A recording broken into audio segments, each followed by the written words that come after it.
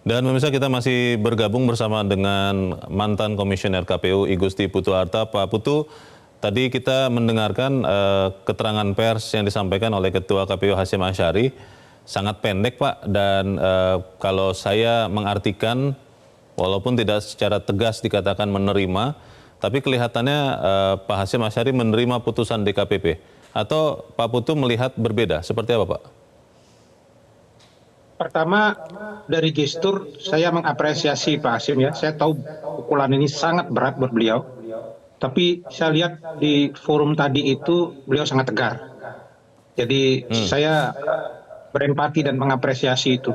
Yang kedua, yang saya tangkap dengan dua statement itu, bahasanya kira-kira begini, berterima kasih kepada DKPP yang telah membebaskan saya dari tugas-tugas berat dalam menyelenggarakan pemilu. Artinya Pak Hasyim memang menerima.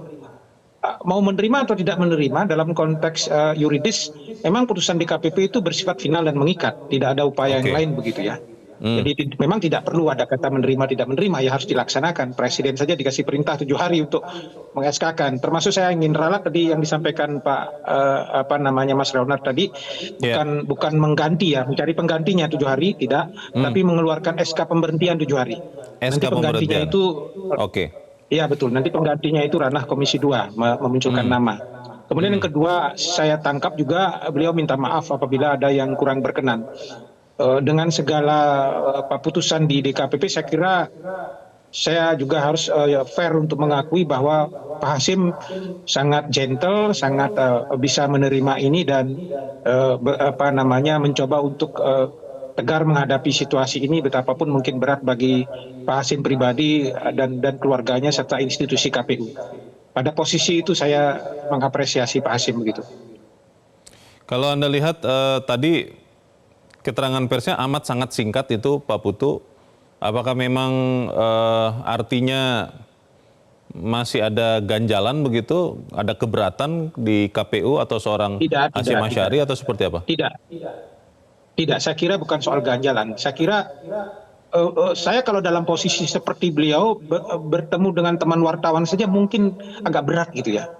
Artinya Pak Hasyim sendiri mengalami satu kondisi psikologis yang sangat luar biasa menekan gitu, sehingga memang sudah kehabisan kata-kata, sudah tidak bisa. Maka dalam konteks itu saya mengapresiasi Pak Hasyim berani menjelaskan kepada publik, dan disitulah gentlenya sebagai pejabat publik untuk berhadapan dengan publik melalui media di sana untuk menyatakan berterima kasih kepada DKPP, dengan bahasa lain menerima putusan DKPP begitu, dan kedua kemudian meminta maaf.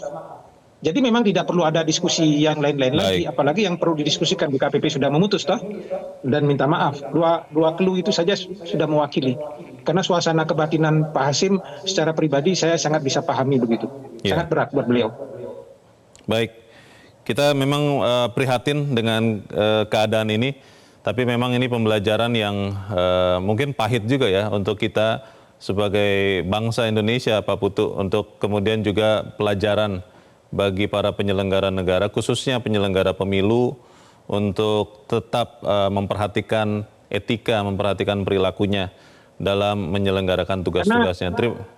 Saya tambahkan Mas Leonard, karena kasus-kasus yang berkaitan dengan asusila ini, DKPP kan juga memutus tidak hanya belasan, malah puluhan kali di berbagai daerah ini saya kira. Coba kalau di browsing itu putusan-putusan DKPP itu terasa itu dua itu. Kalau tidak pelanggaran kode etik karena bertindak tidak profesional, juga pelanggaran karena berkaitan dengan kegiatan asusila ini kan di berbagai daerah. Saya kira DKPP juga memutus itu, dan ini mesti betul-betul menjadi pembelajaran bagi kawan-kawan ketika sudah memutuskan untuk memegang pin Garuda Pancasila sebagai penyelenggara pemilu, saya kira demikian. Baik, terima kasih Pak Igusti Putu Arta, mantan Komisioner KPU, sudah mencerahkan kami selama sekian waktu yang lalu. Terima kasih Pak Putu, selamat sore. Jelajahi cara baru mendapatkan informasi. Download Metro TV Extend sekarang.